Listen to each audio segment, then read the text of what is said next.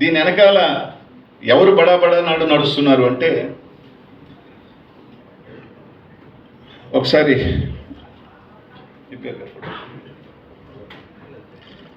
నాకేమి ఎవరి మీద వ్యక్తిగతం లేదబ్బా, ఉన్న ఫ్యాక్ట్స్ ఏదైనా కానీ ఫోటో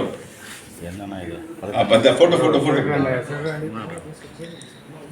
పైన సార్, నెల్లూరు ఎంపీ గారు వేమిరెడ్డి ప్రభాకర్ రెడ్డి గారు పెద్దలు, మా జిల్లా అంతా కూడా ఆయన్ని దానకర్ణులు రకరకాలు అంటుంటారు అనుకోండి. ఆయన పెద్దల్ని కలిశారు మైనింగ్ వాళ్ళందరూ. నాకు తెలిసి సెప్టెంబర్లోనో అక్టోబర్లోనో కలిసినట్టున్నారు దాదాపు వీళ్ళందరూ మైనింగ్ వాళ్ళు.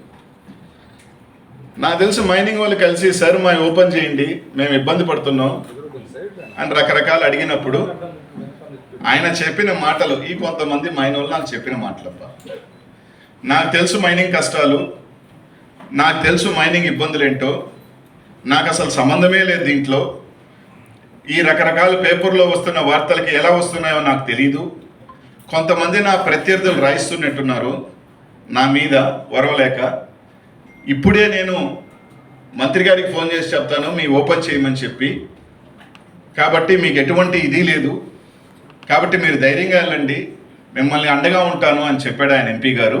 ప్రజాప్రతినిధి గెలిచిన ఎంపీ గారు ఇది చెప్పారన్నది నేను విన్నా, నాకు తెలిసిన ఇన్ఫర్మేషన్. సరే కలిశారు, ఆయన చెప్పారు, పాపం వీళ్ళందరూ కూడా మంత్రి గారిని కలిశారు. ఓపెన్ అయిందో లేదో నాకు తెలియదు, నెల్లూరు అందరూ మళ్ళీ ఎందుకు రోడ్డు ఎక్కుతున్నారో నాకు తెలియదు. ఇక్కడి నుంచి డీడీ ఆఫీస్ కూడా వెళ్ళారు. ఇదంతా అయిన తర్వాత కంపెనీని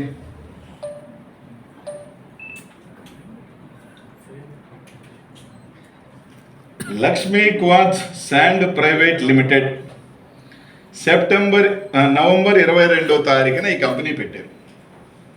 నాకు వ్యాపారం అంటే దీని మీద నాకు సంబంధం లేదు, నాకు మక్కువ లేదు, అసలు ఇదంటే నాకు తెలియదు, మీరు ధైర్యంగా పోండి ఓపెన్ చేసుకోమని చెప్పిన పెద్ద ఆయన ఆ కంపెనీలో ఒక డైరెక్టర్ వేమిరెడ్డి ప్రభాకర్ రెడ్డి గారు. మీరు చూడండి సార్,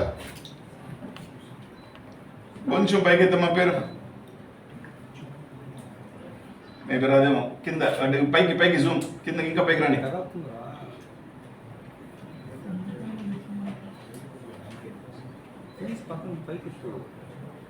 సర్లే అది కూడా చూసుకోండి కింద. వేమిరెడ్డి ప్రభాకర్ రెడ్డి గారు నాకు సంబంధం లేదని చెప్పిన వ్యక్తి, నాకు ఎల్లు ఉంటుంది తెలియని వ్యక్తి, ఆయన ఒక కంపెనీ పెట్టారు, ఆ కంపెనీలో ఆయన డైరెక్టర్. ఇక్కడితో ఆగింది అనుకోవట్లా, దాదాపు గతంలో 20 నుంచి 25 మంది ఎక్స్పోర్టర్లు ఉన్నారు. 25 నుంచి 25 మంది ఎక్స్పోర్టర్లు ఉన్నారు. ఈరోజు ఎందుకు ఒక ఎక్స్పోర్టర్ లేడు? ఒకే ఒక ఎక్స్పోర్టర్ ఉన్నాడు. ఎవరు exporter? Lakshmi quartz private limited. అలా పైకి వెళ్ళు, పైకి పైకి పైకి ఇంకా ఇంకా కిందకి కిందకి కిందకి కిందకి.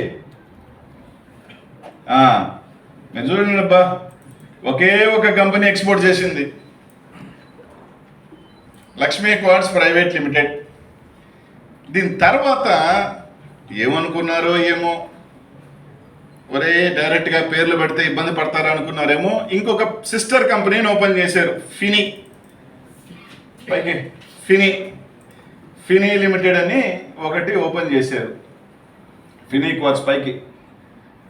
ఈ ఫినీ క్వార్ట్జ్లో విజయ్ కుమార్ రెడ్డి, ఈయన ఎవరో నేను చెప్పాల్సిన అవసరం లేదు, పత్రికా విలేకరు అందరికీ తెలుసు ఆయన ఎవరింట్లో ఉంటాడో ఎప్పుడు ఉంటాడో అని. విజయ్ కుమార్ రెడ్డి ఎవరింట్లో ఉంటాడో, ఎవరి దగ్గర ఉంటాడో, ఎవరికి చాలా ముఖ్యస్తుడో నేను చెప్పాల్సిన అవసరం లేదన్నా మీ అందరూ ఎంక్వైరీ చేసుకోవచ్చు. మన్నెమాల విజయ్ కుమార్ రెడ్డి ఎవరు అనేది.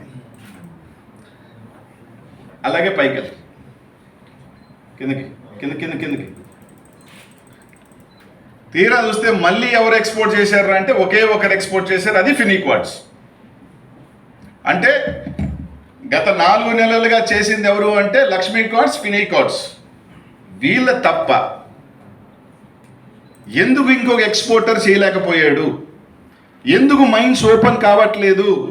ఇది నేను కాదు, ఏ మైన్ ఓనర్ని అడిగినా చెప్తాడు, నాకు తప్ప మాకు తప్ప మీరు ఎవరికి ఎక్స్పోర్ట్ చేసేదానికి లేదు, ఎవరు చేసినా మా కంపెనీ ద్వారానే చెయ్యాలి, లేకపోతే మీ మైన్స్ ఓపెన్ చేయము అనే ఒక హుకుం జారీ చేయబట్టి వాళ్ళకి సరెండర్ అయిన వాళ్ళు ఇచ్చిన మెటీరియలే వీళ్ళ ద్వారా పోయింది. వాళ్ళకి సరెండర్ కాని వాళ్ళు మైన్స్ని ఓపెన్ చేయలేదు. వాళ్ళకి సంబంధించిన మైన్స్ని, నెల్లూరుకి ఒక చరిత్ర వెంకటగిరి రాజాలంటే, విఆర్సి దగ్గర నుంచి అనేక సంస్థల్ని దానం చేసిన కుటుంబం వెంకటగిరి రాజాలది. ఒక పెద్ద మనిషి, ఆయన మైను పాపం ఎక్కని గుమ్మం లేదు, పాపం ఆయన అడగని వాళ్ళే లేదు, మైను ఓపెన్ చేయండి, లేక వల్ల చాలామంది ఇబ్బందులు పడుతూ ఉన్నారు. మేము కావాలంటే 10 నెలలు కాబట్టి 2 సంవత్సరాలు కాబట్టి ఖాళీగా ఉండగలుగుతాం, కానీ మా మైన్ మీద బతికే కూలీలు పని వాళ్ళు ఇబ్బంది పడుతున్నారని అడగని ఇది లేదు పాపం. వెంకటగిరి రాజాలకి సంబంధించిన ఇదే మీరు ఇచ్చే గౌరవం. సరే, ఆయన ఎవరిని కలిసినప్పుడు ఏం జరిగింది అవన్నీ నేను మాట్లాడదలుచుకోవట్లేదు, ఎందుకంటే పర్సనల్స్. ఎందుకంటే ఒకరి మీద వేగ్గా కాగితం లేకుండా నేనేది మాట్లాడదలుచుకోవట్లేదు. ఇక్కడ ఏది మాట్లాడినా ప్రతిదీ కాగితం చూపించి మాట్లాడుతా ఉన్నా. ఎందుకు 20-30 ఎక్స్పోర్టర్లు ఉన్న వాళ్ళు ఈరోజు కేవలం 2కే పరిమితం అయ్యారు, అది కూడా అధికార పార్టీకి సంబంధించిన ఎంపీకి సంబంధించిన వాళ్ళు. ఇది కాదా వాస్తవం? కోర్టుకు వెళ్లాల్సిన అవసరం ఏమొచ్చింది? రోడ్డు తిరగాల్సిన అవసరం ఏమొచ్చింది? గతంలో అనిల్ కుమార్ యాదవ్ మీద చేశాడు అంటాడు. ఏ ఒక్క మైన్ ఓనర్ దగ్గర కన్నా వెళ్ళి అనిల్ కుమార్ యాదవ్ వల్ల మీరు ఇబ్బంది పడ్డారా, అనిల్ కుమార్ యాదవ్ మిమ్మల్ని ఇబ్బంది పెట్టాడా అని ఒక్క మైన్ ఓనర్ని చెప్పమనండి.